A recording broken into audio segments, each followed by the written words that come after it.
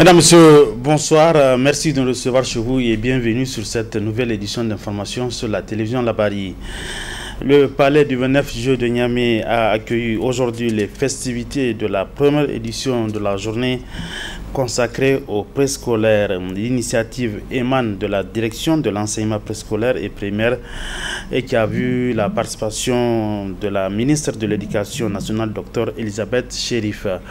Les temps forts de cette cérémonie avec nos reporters Boubacar Ibrahim sur des images d'Aboubacar Soleil.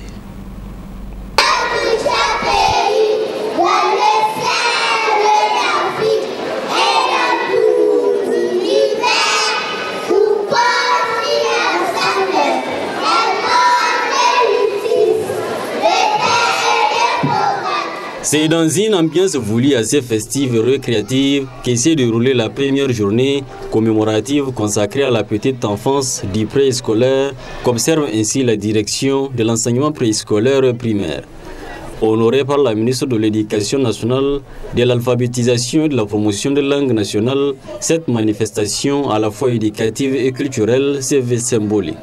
Cette journée qui s'inscrit désormais en lettres d'or dans les annales de l'histoire de notre système éducatif, traduit fidèlement la vision de son Excellence, le Président du Conseil national pour la sauvegarde de la patrie, chef de l'État, le général de brigade Abdraman Chani, et de son Excellence Mohamed Lamine Zen, Premier ministre de la République du Niger, dont le combat pour la souveraineté nationale laisse une place de choix à une éducation de qualité pour tous.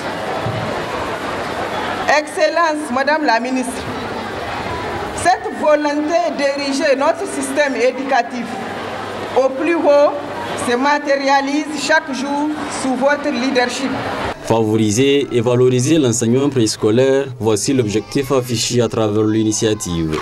L'éducation préscolaire joue un rôle fondamental dans le développement de nos enfants.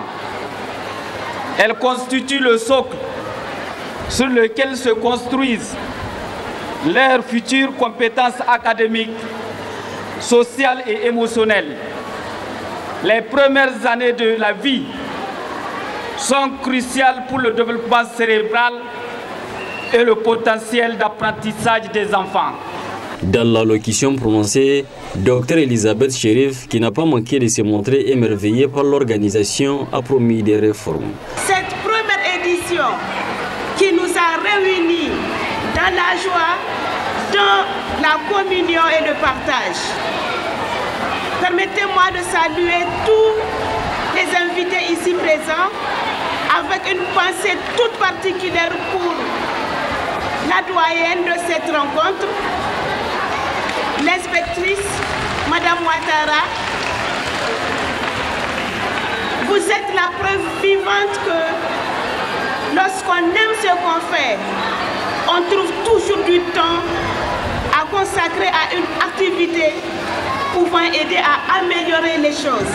Nous voulons vous assurer que, conformément à la lettre de mission qui nous a été confiée par Son Excellence, le Président du Conseil national pour la sauvegarde de la patrie, la réforme de l'endossement du préscolaire au primaire sera aussi examinée à toute effectivité. Des prestations culturelles des différentes écoles ayant pris part à l'organisation étaient aussi au rendez-vous.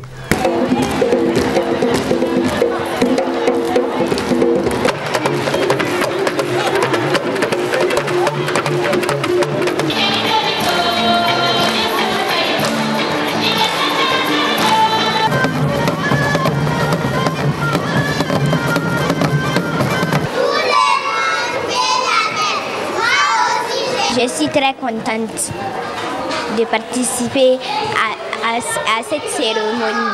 Il faut continuer et de faire plus mieux que ça. L'avenir sera assurément radieux si l'on donne aux enfants toutes leurs chances. Merci Boubacar Ibrahim pour ce compte rendu consacré à la première édition de la journée consacrée aux préscolaires. Une initiative de la direction de l'enseignement préscolaire et primaire Et c'était en présence donc de la ministre en charge de l'éducation nationale, Dr Elisabeth Chérif. La suite de cette édition d'information avec une de nos équipes qui s'est intéressée à la décoction. Quels sont les bienfaits de la décoction? Élément de réponse dans ce sujet. La décoction, communément appelée Giti en milieu zerman, est une sorte de breuvage destiné jadis aux nourrissons pour ses qualités nutritives et autres du temps. Les feuilles et racines servant à la préparation de cette décoction sont encore visibles dans certains marchés et coins de la capitale où certains s'adonnent à sa commercialisation.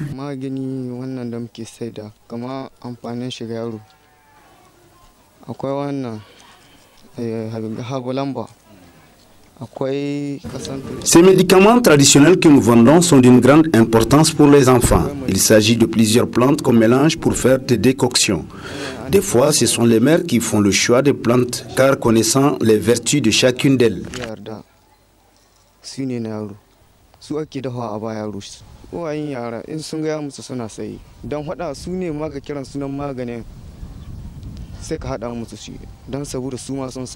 De nos jours encore, certaines mères allaitantes en font consommer leur bébé à cause, disent-elles, des vertus de cette décoction. C'est pour sa santé et encore ça donne du force au bébé. Bon, ça dépend. Ça va de sa naissance à 3 mois jusqu'à 6 mois. On peut donner ça au bébé. Ah non, on ne lui donne pas de plantes qui peuvent nuire à sa santé. C'est pour la santé qu'on donne ça au bébé, donc je ne pense pas que ça peut nuire à sa santé.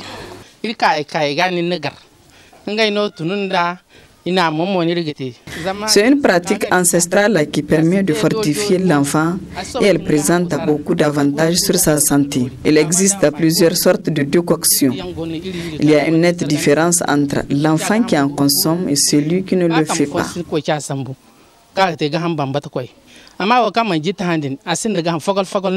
Cependant, nombreuses sont les femmes qui s'abstiennent de donner le Giti à leurs enfants car déconseillés par les spécialistes de la santé.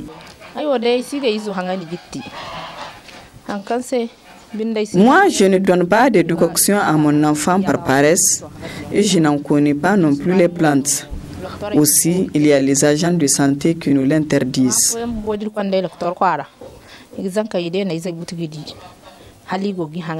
Point de vue médical, il faut reconnaître que les décoctions, on ne dit pas que ça ne traite pas, mais il y a un problème, il y a un adage qui dit que tout ce qui est en excès peut être nuisible. Dans la décoction, personne ne connaît quelle quantité de principes actifs on est en train d'administrer. Ça, c'est le premier aspect. Le second aspect, c'est surtout aussi l'hygiène. Personne ne connaît l'hygiène de la préparation. Or, vous savez, quand vous prenez quelque chose où c'est pas hygiénique, vous allez voir quelqu'un va vous dire que tout de suite j'ai pris une décoction, j'ai fait la diarrhée. Maintenant, le troisième aspect, c'est le surdosage. Donc, quand les produits sont donnés en excès, ils vont fatiguer les reins et le foie et facilement la personne va sombrer dans l'insuffisance rénale ou l'insuffisance hépatocellulaire qui peut engendrer les encéphalopathies parce que les déchets vont passer maintenant le système de filtration pour atteindre le cerveau, peut-être et entraîner la mort. Pire, c'est les jeunes garçons, les nourrissons, leur système n'est pas encore mûr et rigide, ce qui fait que les décoctions ont des effets néfastes et nuisibles sur leur système de santé. Quoi qu'il en soit, cette méthode perdure encore de nos jours car nombreuses sont les femmes, surtout en campagne, qui croient aux vertus d'anticorps de la décoction pour leur progéniture. Ainsi, une campagne de sensibilisation s'impose pour amener les femmes encore récalcitrantes à mieux cerner les contours de la consommation de décoctions pour leurs bébés.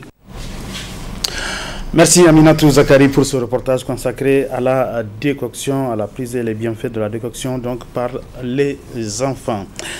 Le président de la Fédération nigérienne de football a eu une rencontre ce matin avec les acteurs du football de la région de Niamey, une rencontre qui s'inscrit dans le cadre de la mission de travail que le colonel-major Pelé a initiée auprès des associations régionales depuis quelque temps. Niamey a constitué la dernière étape de la mission de travail entreprise par le président de la FENIFOOT auprès des associations régionales de football du pays.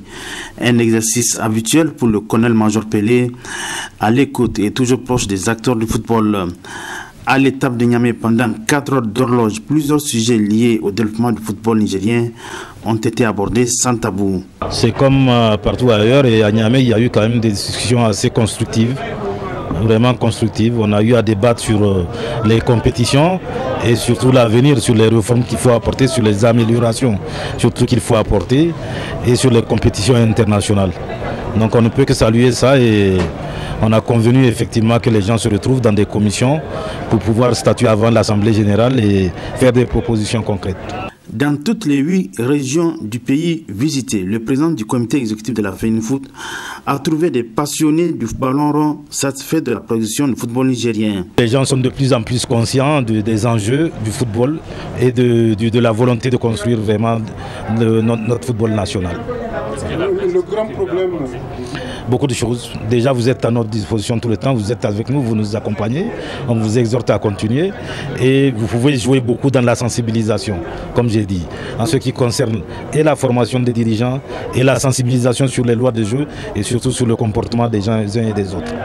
Peu avant les échanges à bâton rompu, le président de l'association régionale de football de Niamey, Abdelkader Dambagio, a prononcé une allocution. Il a relevé les progrès enregistrés par le football nigérien sous le leadership du président de la FENIFOOT, le colonel-major Pelé. Continuons cette édition d'information par un zoom sur le savoir-faire d'un revendeur des bonnets traditionnels. C'est un reportage de Nafissatou Zakou. Nous sommes aux alentours du grand marché de Niamey. Sur un des angles, sous un petit hangar, se trouve le jeune Abdrahman. Il n'est pas revendeur comme tous ses voisins. Lui, il lave les bonnets. C'est cela son métier, le lavage. Une activité qu'il a héritée de ses parents et qu'il exerce depuis l'âge de 12 ans. Le bonnet symbolise la sagesse. Il faut l'entretenir et en prendre soin. Ana fara wanki deja an tana da ruwa an aje a sayo omo kuma wanga shi kusa tati shi ma akwai shi kuma wani dan tan za a dan abin gashi fabrikan shi na da kyau kadan mai in ka wanke hulla kan rataye. Le lavage des bonnets se fait avec de l'eau et du détergent. Après, on intègre la gomme et on laisse sécher pendant 2 voire 4 heures de temps. On lave les petits bonnets à 100 francs et les grands à 200 francs. Et celui qui veut qu'on lui repasse son bonnet paye 500 francs CFA.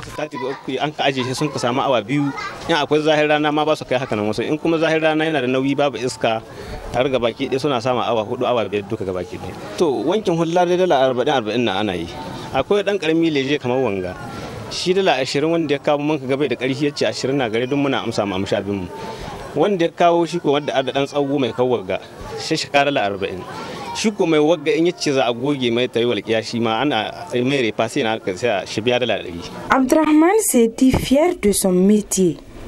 Il l'exerce avec passion et il arrive à satisfaire ses besoins.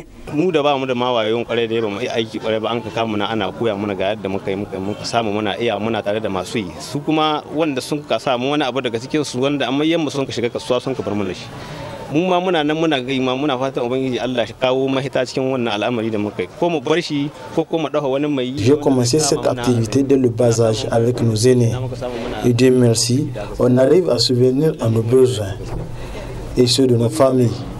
Deux fois, je gagne 2500, 3000, voire 4000 francs par jour. C'est un travail difficile qui demande une attention.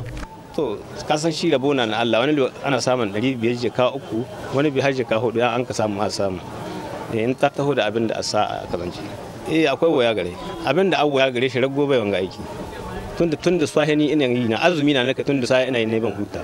Les clients se disent satisfaits des services rendus par Abdrahman.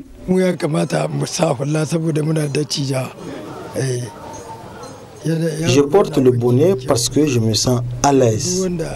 Et cela fait 25 ans que j'amène mon bonnet pour lavage auprès de Abdrahman car il fait bien son travail. wajen shekara 25. Ya kware ku tun yana yaro yana bayan wanshi har yanzu shine ya zo ya kama da kanshi. Abin da yasa yana sa wallahi dan saboda Je porte le bonnet car la religion l'autorise et quand ça devient sale, je l'amène chez Abdraman pour qu'il le lave. Je lui donne 150 voire 200 francs. Je suis satisfait de son travail. Alors, comme dit un adage, il n'y a pas de saut métier. C'est pourquoi le jeune Abdraman doit être soutenu et encouragé par les bonnes volontés. Merci Nafisa Zakou, ainsi prend cette édition d'information. Mesdames et messieurs, merci à vous de l'avoir suivi. Bon week-end à tous, bonsoir.